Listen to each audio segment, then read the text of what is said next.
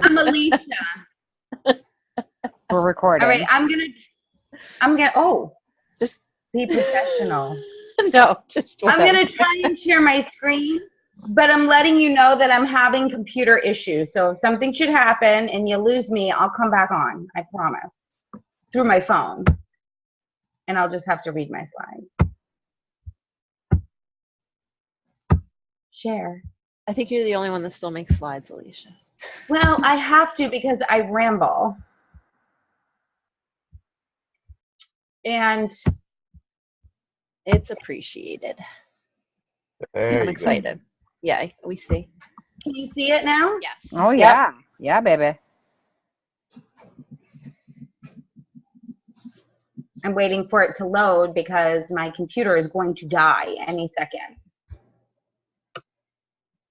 Okay, so I have a lot to go through here for NLC because Dana asked me to kind of share my takeaways from this conference, and I couldn't really do that. I had to like summarize the whole thing because I didn't have any main takeaways. The whole thing blew my mind. So first of all, for those of you that don't know what NLC is, and maybe should it be a goal for me, NLC stands for the New Leaders Conference. It's an annual invite-only event that is held annually in LA, and you can only attend the event one time. You get the invite and you can attend, or you kind of miss out. So to qualify, you must be a one-star diamond and hold that rank for 6 weeks in a qualifying, I don't know, quarter, I guess, which I don't know what that exactly means. So you just get 1 star and you hold that for 6 weeks and have at least 10 elite points on board. I'm not going to get into how to earn those elite points. If you have questions, I recommend reaching out to your upline, or you can message me privately after and I can help walk you through that. You can also earn a free hotel room for 2 nights, and it's a nice hotel. It's not like, you know, Motel 6. For 2 nights if you earn 30 elite points. So its main focus is to bring new leaders together and train you on leadership. So how to up your game now that you have a team. So it takes like the Super Saturday and the Summit material, which are amazing and always get my juices flowing, and I always feel amazing when I attend those events. But this person condenses it and focuses it right on leadership and how to lead a team and how to lead from the front. This should definitely be a goal of anyone who is looking to grow this business. It's a smaller event, so like, you know how overwhelming Summit is. If you've ever been there, there's like, I don't know, 40, 50,000 people running around in all different directions. But this is like a small group of 450 people. They're like-minded. They're at the same stage as you in your business. They're all business growers. And it's small training sessions, small workouts. Give me 2 seconds. Lindsay, do you mind muting? Just, I squirrel. Hold on. I mean, you don't have to hold on. He's good. I'm good now.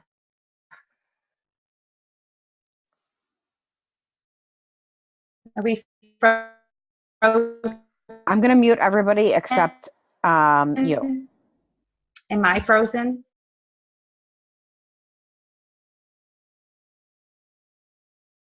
I don't think so. I hear you. I see you. You muted me. Okay. Okay, there you go. You're good. Can I go? Okay, go. Okay, I'm going to go now.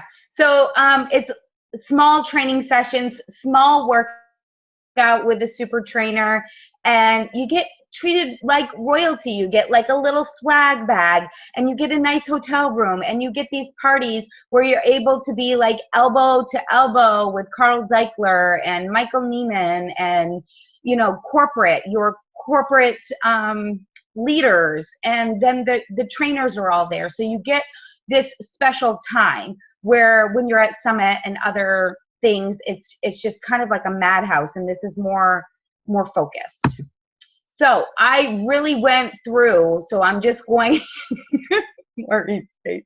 I'm going to fly through this material. So if you have questions, you want to chat at the end, I'm more than willing to stay on and chat.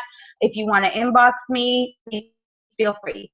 So Carl Zeichler and Kim Carver came on and talked about making a decision is more than just a wish. It requires 3 parts: clear direction, your game plan, how you're going to get there, and accountability.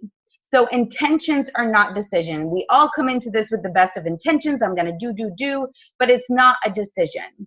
So then they talked about the increasers. And if you're in Carl's 1 by 3 by 5 group, you probably have heard this information or seen the slide on this. But if you're not, I mean, it's pretty amazing information. He talked about a group of people since last year was kind of like I don't want to say a bad year, but it was a year of transition, a year of where a lot of coaches tried to find their traction again, since we went from DVD to an on-demand type of model with our fitness. So it was kind of a year of traction. So he wanted to know what the increasers did, the people that were moving their business forward last year. What were the things that they were doing? They followed their 4 vital behaviors. They were authentic, and they connected with people on social media throughout the day through likes, comments, inboxes. They added followers and friends on Facebook and Instagram daily. They defined their target market, so they knew who their niche market was. They focused on social media around 4 to 5 themes, and they stayed to their brand of message. So they had 4 to 5 things that they posted about, and they posted about those each and every day. They used Insta stories to engage and invite. They included subtle calls to action so people are aware that you are looking to help people, that they can join you. They connected further offline. They took an opportunity to take people offline through messenger, emails, through Woohoo forms, whatever that looks like for you. They talked about products they were using and why they were loving them, which I think is pretty themed throughout this team. We don't usually post stock photos or anything like that. They generated intrigue around new groups launches by teasing and creating that curiosity marketing. And they created demand out by limiting spaces on. They also launched at least 1 challenge group a month. They were inviting machines. And instead of the vital behavior being invite, they took it as attract, connect, invite. You need to do all 3 to be successful at the actual invite. They worked an average of 2 to 3 focused hours a day, so time management was key. And I'm not telling you all these numbers to like scare you, because it kind of scared me a little when I hear the numbers, but they averaged 36 posts a week on social media. They added 10 new followers or friends daily. They started 5 new conversations a day, invited 12 new people to learn about the coaching opportunity a week. 3 posts a day, but they focused 40% on their stories. So they were posting 40% more in their Insta stories or their Facebook stories, which these people resulted in 38% more coach enrollment from Insta stories. So they got ambitious.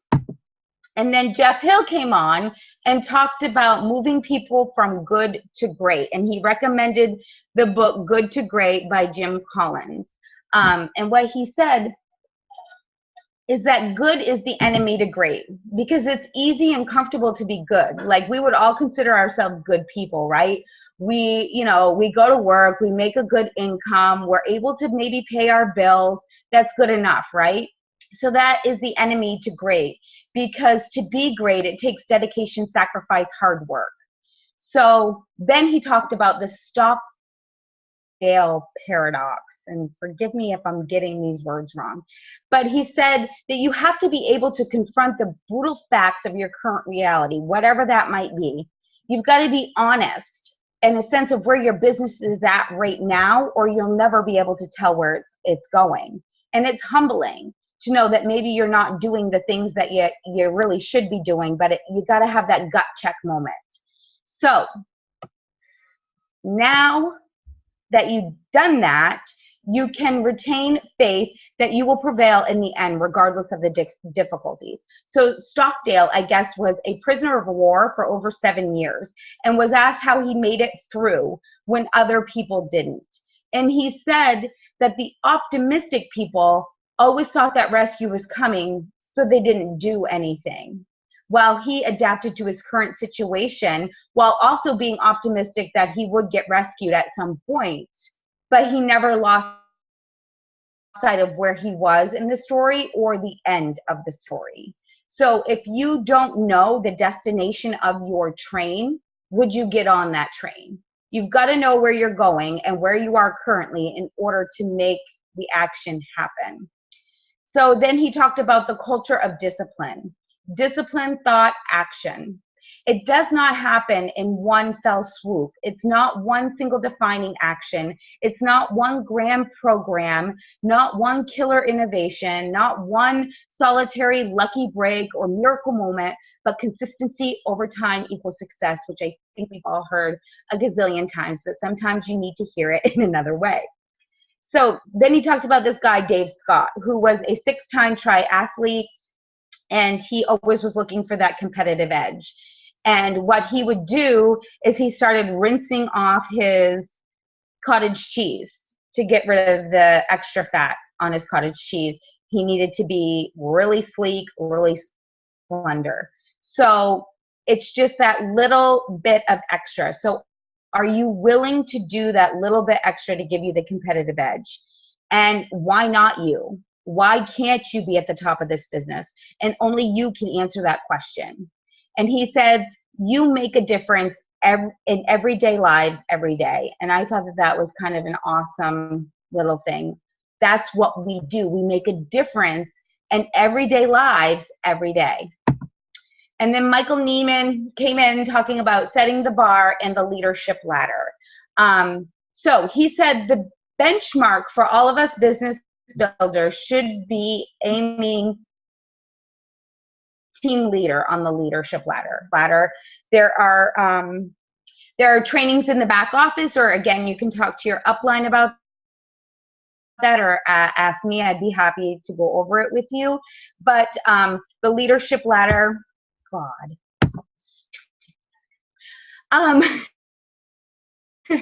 the leadership ladder can be a little bit overwhelming for some. But he said the most important 2 rows to focus on are achieving Success Club yourself and then helping your coaches do the same. And that will give you elite points, and that will give you the rank that you're looking for on the leadership ladder. But the best way to do this is through something he called the funnel, which if you've done any trainings with him before, you know. Attract followers. So the funnel's up here. You attract followers. So that's a big chunk of people. Then you're going to connect with a smaller percentage and form relationships with them. You're going to invite a smaller percentage of those people to your challenge groups.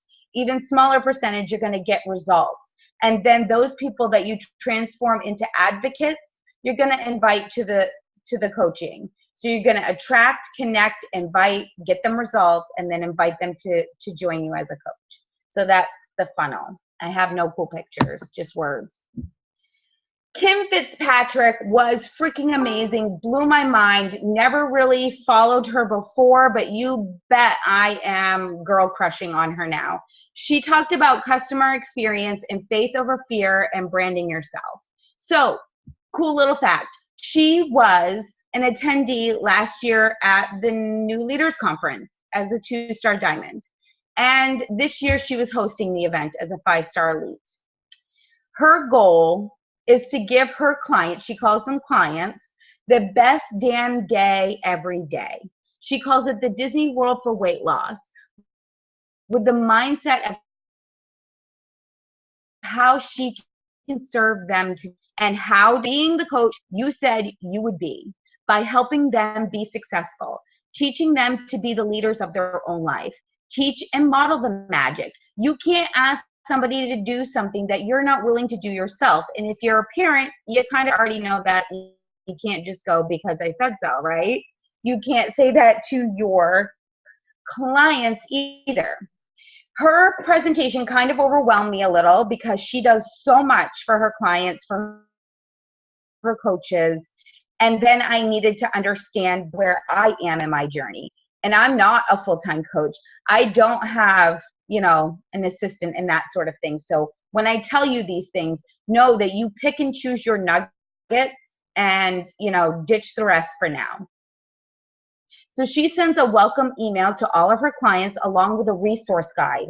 and it's like a 25-page like resource guide.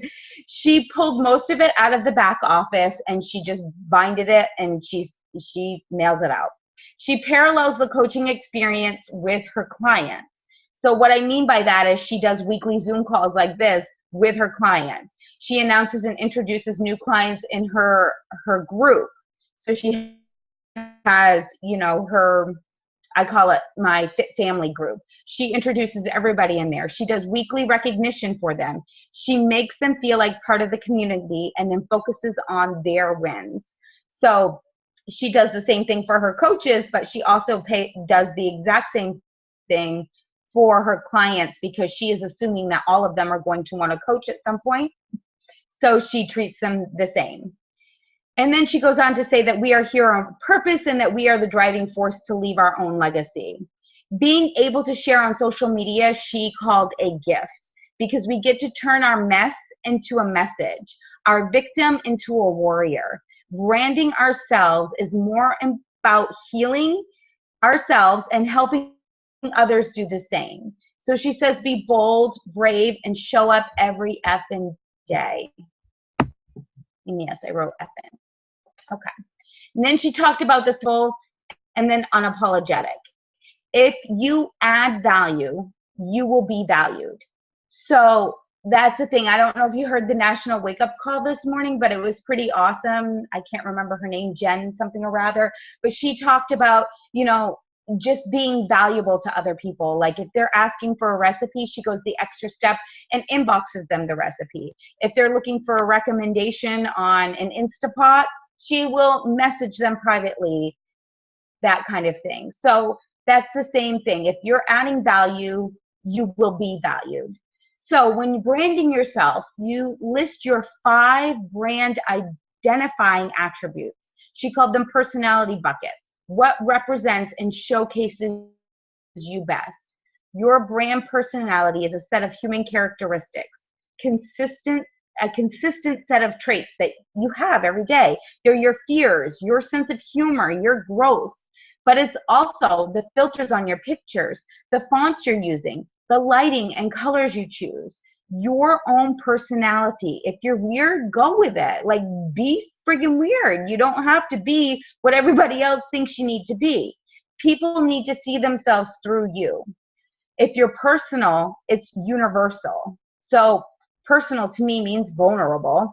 So that is universal and will connect with all people, vulnerability. So she ended by saying, always leave them better than you found them. Bonnie Engel. Oh, she's such a cute little pregnant woman too. She was all about her little bump. So she said we had to evolve, that she was asked to talk on Instagram and Insta stories, and no freaking way was she going to do that. She didn't feel comfortable doing it. She didn't like it. She doesn't want to. But she had to dive in head first and evolve. So stop doing what people did before you and evolve, she said. What worked last year isn't going to work this year. What worked 4 years ago when we started or whenever you started, it isn't going to work now. She said 80% of people do the majority of their shopping online based on the influence of social media. So they're buying hair products. She said that everything she had on when she was doing this presentation, making this presentation, is because somebody on Instagram had it on. She was looking for clothes to fit her baby bump, but she found real women that were wearing the clothes. She found a hair product and she watched the woman use the curler on TV. The eyelashes she was wearing was from some lady on Instagram had them, so she Googled them and got them herself. They are micro influencers. They are trusted, they have followers, they are real and authentic. So we are micro influencers, you guys. Instagram is the perfect platform right now, per Bonnie, because it's picture-based, like Pinterest and Snapchat. It has the Explorer page, which is neat, clean, and user-friendly. It has the stories like Snapchat. The videos are now in the main feed, and now you can do live, like Facebook. So there's new rules of engagement because posting so much to your personal timeline or page is now becoming watered down and people are just scrolling past you. Posting 1 to 2 times with a power pack post at the time when your market is scrolling and then using stories to bridge your followers and convert them to challengers with your own reality show, which is your story. She says hashtags are not for fun. I always use hashtags as being funny and sarcastic, like put the longest freaking hashtag I could on there just to be funny. But this is how you will find your followers and how your followers will find you. So you've got to, if any of, like, Instagram is so new to me, so I don't know if any of you know that at the bottom there's a little magnifying glass. You hit that, that's the Explorer tab. And that's where you can search hashtags, you can search for people, you can search for them. But don't use the obvious, like hashtag 80-day obsession, hashtag Shakeology, hashtag Beachbody. Use clothing that you like. What are you wearing in your picture? What sneakers do you like? What, workout gear are you wearing? What weights do you like? That sort of thing. More people are putting hashtags. Where are they searching?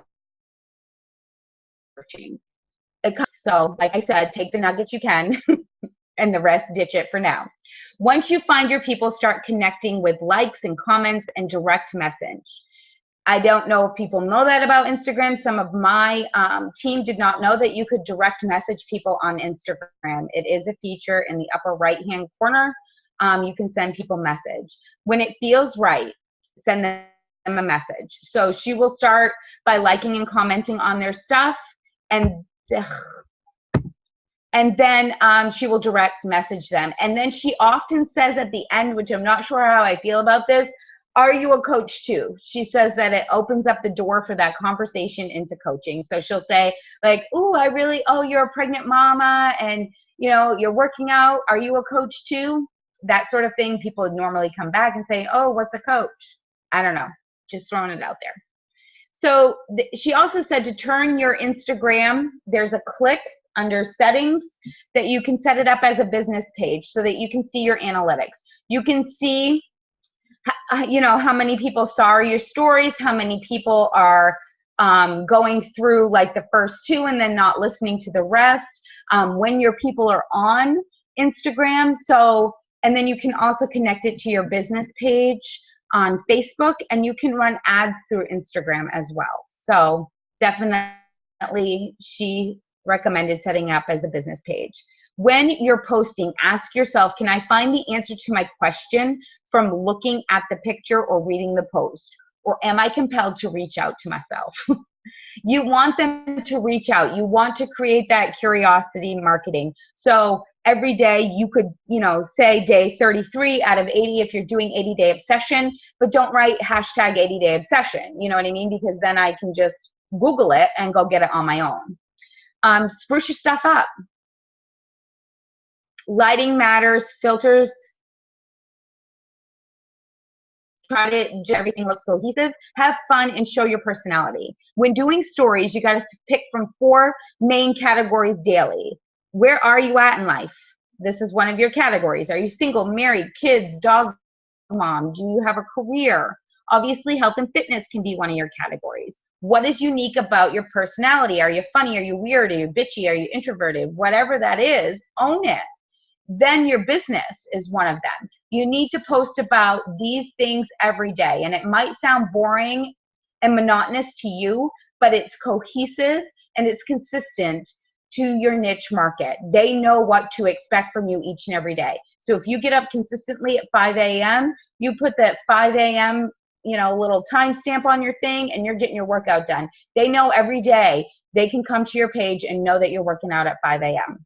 She says 2 times a month she runs a public sneak peek on her Insta stories, a 3-day chronicle of a day in the life. And what she puts on there is she highlights the simplicity. She goes over the main objections, the main misconceptions, the main questions she gets, the most attractive parts that she likes about her business, like being able to stay in bed, be a dog mom, those kind of things. Work from her bed is what I meant, which kind of sounds like a hooker now that I'm saying out loud, but she works from her bed. and showcases other people's success. It's late for me. Sorry. And then Insta story tips. She says 5 to 12 stories a day. Tagging and hashtagging gains more traction, and you can do that right in your story. You can also make it almost transparent and put it like really to the top so that not everybody can see it. Take breaks from the business posting or the inviting posting and add your personality and life, and people want to see you being you. And recommend other things that people might like. Like if you have a favorite hair product, or you have a favorite straightener, or whatever that is, or brand of sneakers, recommend that so you add credibility. And the same principles obviously apply to your feed. This is the last speaker I'm going over.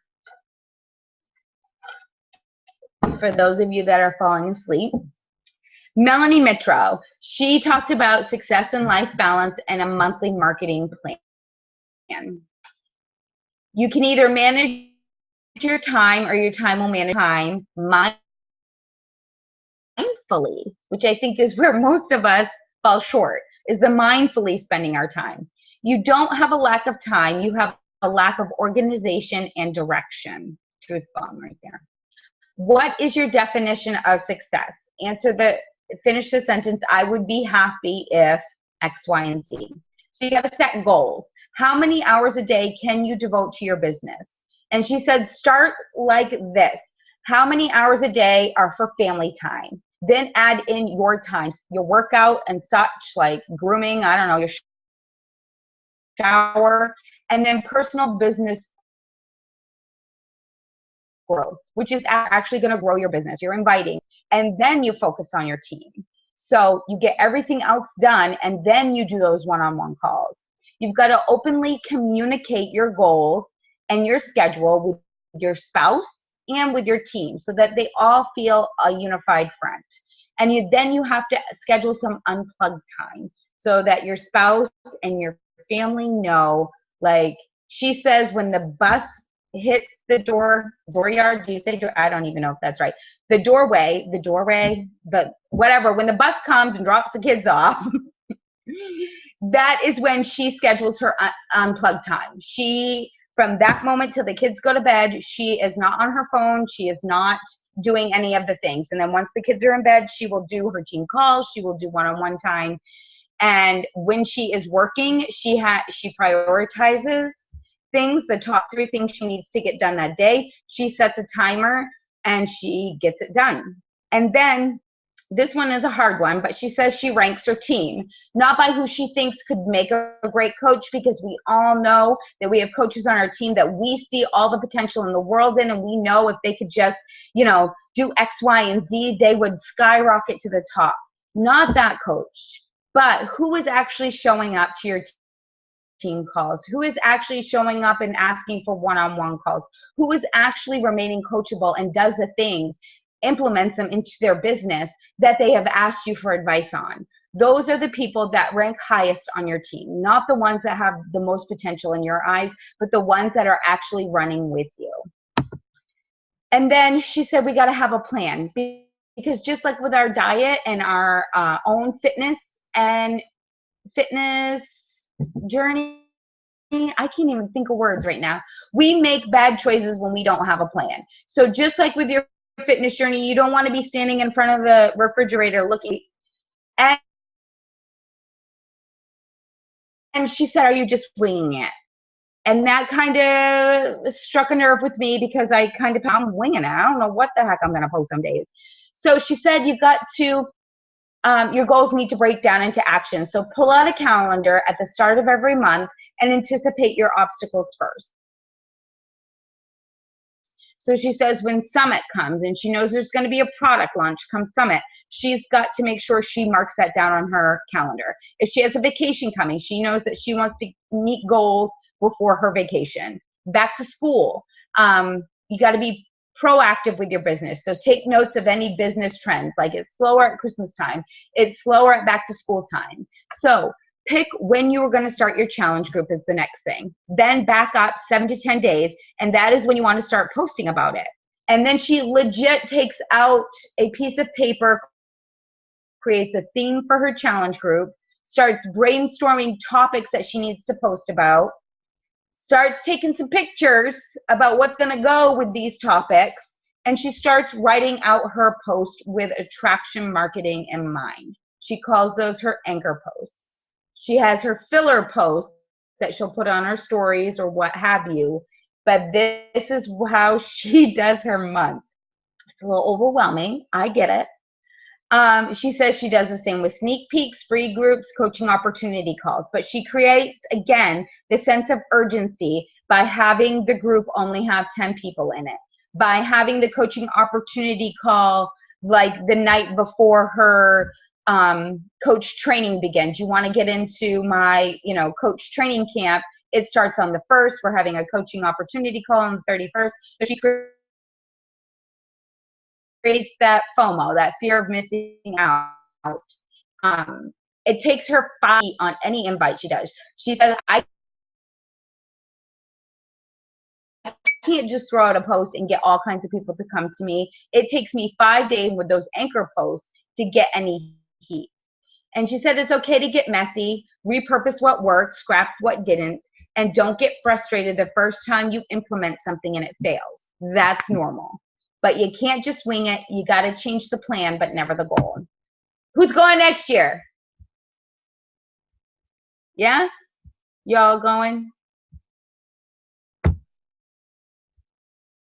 Well, me. Dana, you can't go. I can't go. I'm sorry, you can't go. But that's all I had. That was 16 amazing. minutes over. That was great, actually. You're like, and it's over. That was awesome. Yeah, it was. I like to hearing all the Well, I thought the stories, all the stuff felt for like I stories. was So talking. that's the way of the future then. For right now, the immediate future. Yes. I've been That's trying the to way use, of the present, we'll say. Gotcha. I've been trying to use them much more often, but I'm doing so many pictures. I guess I really need to start doing more videos in there too.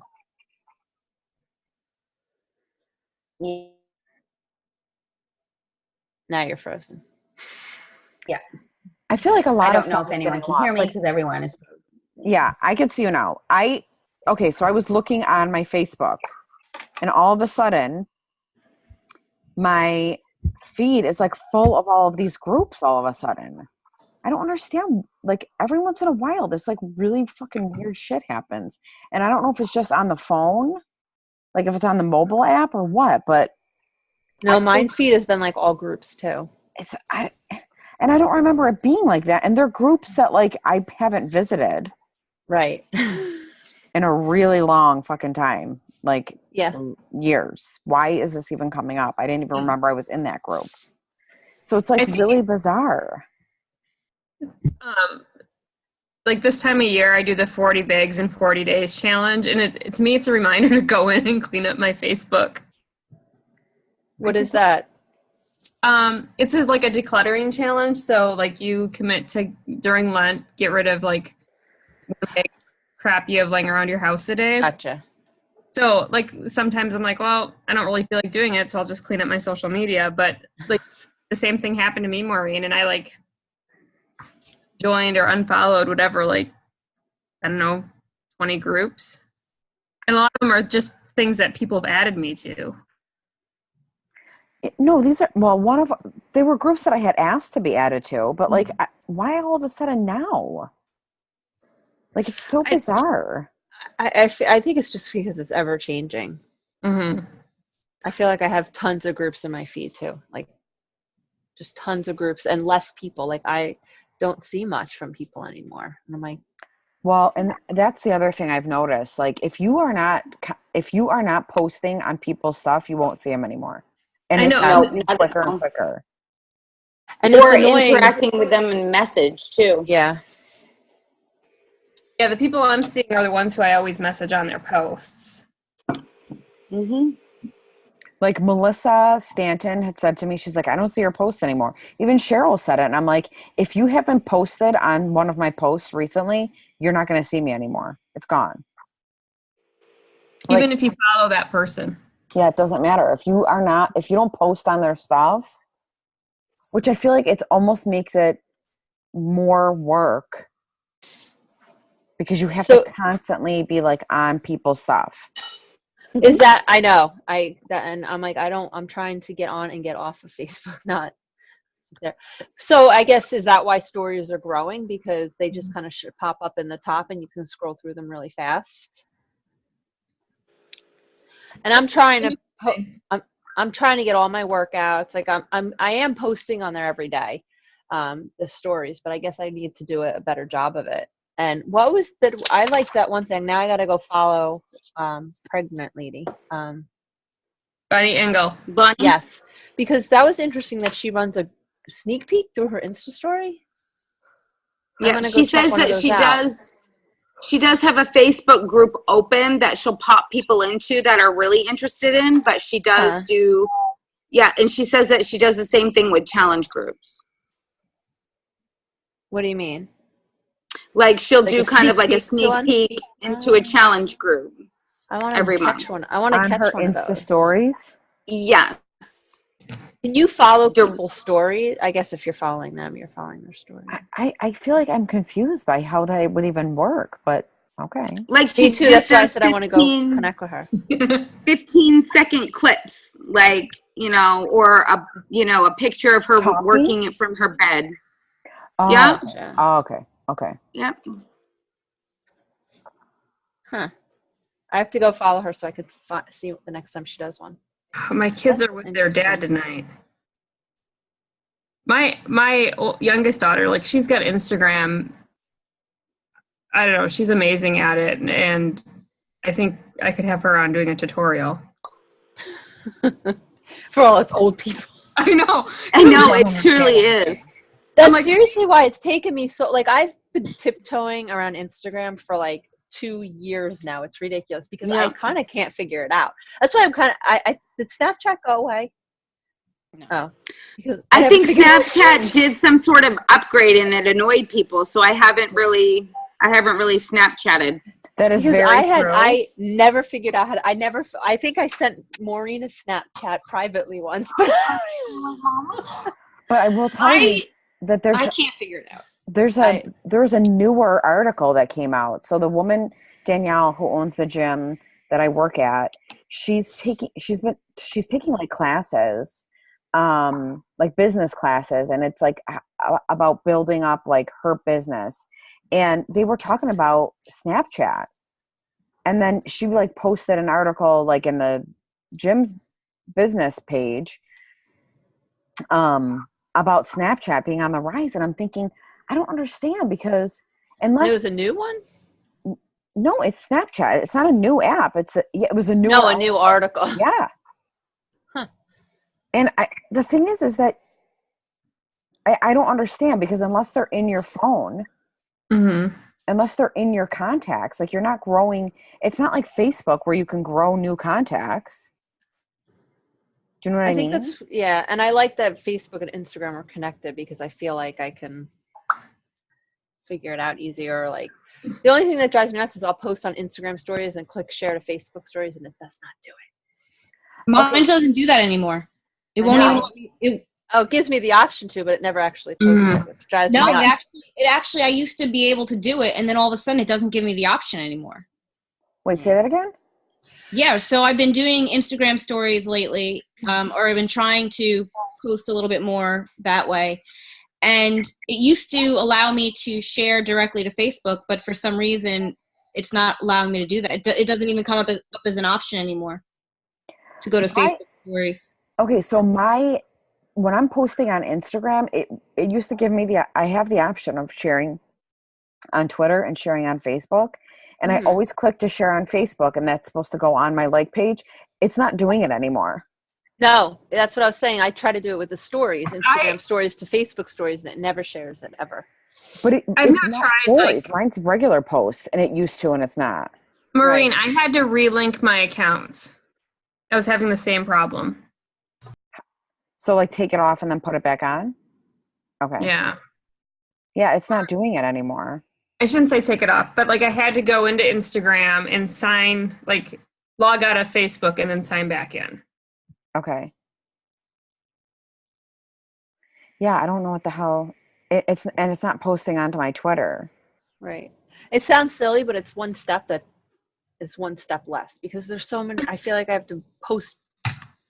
I spend more time after my workout posting places than I think I did my actual workout sometimes. I know, and I don't have time then. I don't have time to do that either. I got core crawling on me. Like I gotta, like, it's like post or take a shower. Post or take a shower. So like those are my options some days. Yeah, today I didn't even get to post because I went from working out and right online to start working.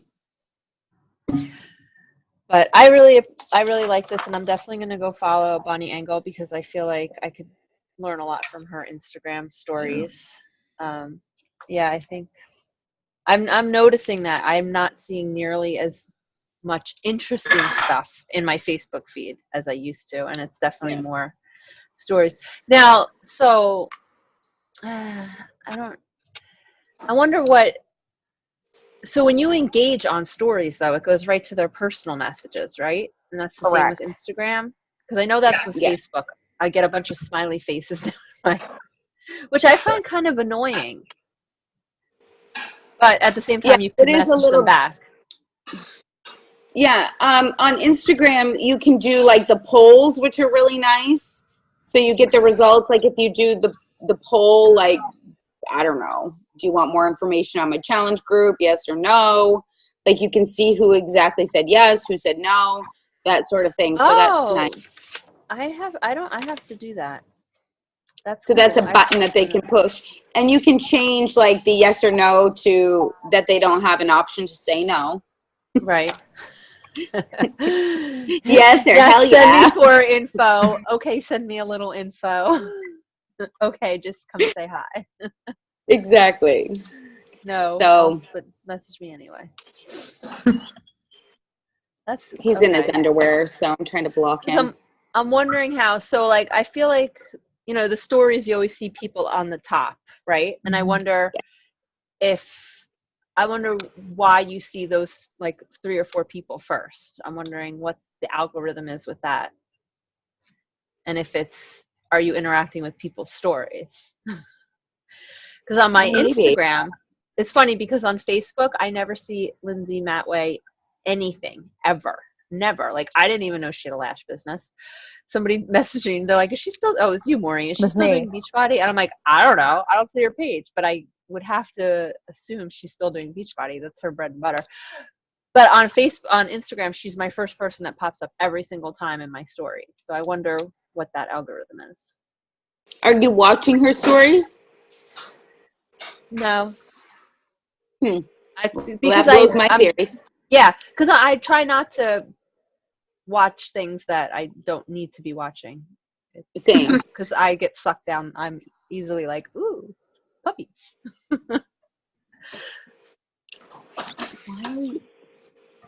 But yeah, so she's a lash girl now. But she went into business with Danette. Danette, right? Yeah. So Danette already was doing this lash business. So like, I thought you could. You can own a standalone business. It's another multi-level marketing company. Who told me about this? The lashes? Who told me about this? Is it somebody on the call? What are you talking to? I can't remember who told me, and that's why I asked you, Dana, because somebody from our team asked me, and I was like, what? Yeah, if it's a standalone, if it's a standalone business, there you can open a restaurant, you can open a gym, you can run and open any business you want. You just can't get involved in another multi-level. Like if she was selling lashes for, I don't know, Lash Express, right, and they were multi-level marketing, then that would be different. But it's a standalone business. So like me being a life coach, because I'm my own entity. Right. You're fine. Yeah. I'm fine. Like I remember someone opened a spa. I've seen people open different businesses. Yeah, compliance came to the conference and talked about that exact thing. Oh, stop it. Really? No, they did. There was a whole section on compliance, on the leadership ladder, on Shakeology, on Elite. I left that all out. Yeah. compliance came to ours too, and I think the big thing, I'm not surprised that's what their subject was, because I think when I was there, their subject was buying challenge packs to get your own Success Club points, because that was what everybody was doing then. Do you remember? Like, Yes, I do remember. Yes, I do. and so that was their big topic. But yeah, I could see that would be their topic now, because that's the way things have been going. So that would be their hot topic. What is the hot topic? Like other businesses. Oh. What business you can get involved in. Like, and then also like not being gross about saying like, ooh, you can make lots of money doing this business and you don't have to put in any work. Yeah. Which you should never do, because it's just not true. Not even close. Exactly. Yeah. Not even a little bit. Nope. Hi, Colleen. How are you? I just saw you pop up. I can't see anybody because I'm on my phone now. I'm on my phone too, so I can only see 4 little faces. I can't stand it. We can hear you. Hi, lovely. Am I working? Yes, you're working. You're working. I'm okay. How are you guys? Yeah. My ass means I don't have to leave the last day of summit. I get to leave on Sunday. I finally fixed it. Yay! Oh, good. I was worried about that. Maybe next year I'll get it right. It's okay. I told you last year I bought tickets for the wrong weekend, so played airfares for the wrong weekend. It happens. You did? Oh yeah, wait, you did. I did. And luckily I caught it. I bought them through Expedia or Travelocity or something, and thankfully they allowed me to put it towards new tickets and not just say, oops. We're driving. Are you? I'm really Go on. Oh, so we drove to Indiana from New Jersey, and it wasn't, I'm with the kids, and it wasn't all that bad. It won't be that bad for us from here. I was really excited because it's like 10 hours from here. And we're going to be in Wisconsin Dells, which is like, I don't know, 6 hours away from Indianapolis. But Lily Dance Nationals that weekend, so. It happens. Yeah. It's just a weird time of, like, it's so close to the end of the school year. Yeah, so there's a lot of stuff going on. It's not like the middle of the summer where stuff's just over. So it is what it is. But at least it's not going to be piping hot. Like, you're not going to get all gross, sweaty like New Orleans or. I don't think Indiana gets like that anyway. I think Indiana's pretty. No. Yeah, it's not that bad of a drive because I drove even further than Indianapolis. We drove to Nashville, Indiana, so it wasn't so bad. It was like, well, it was 13 hours. I shouldn't say it wasn't so bad. Yeah, it's not going to be that bad for us from here, which is why we're just going to drive. Gotcha. Is Nick going too? He said he's still coming with. Yay. Which is... Oh, you know what? It's the 19th of February, so I don't know. I mean, he still has time to be like, but he said tonight, like, we were at my in-laws, and he said to his mother-in-law, we are going. He didn't say, oh, Maury has her trip. He said, we are going in June. So that's cool. Hey, real quick, why don't we end the recording, and then we can stay on and chat if we want to, or if anyone wants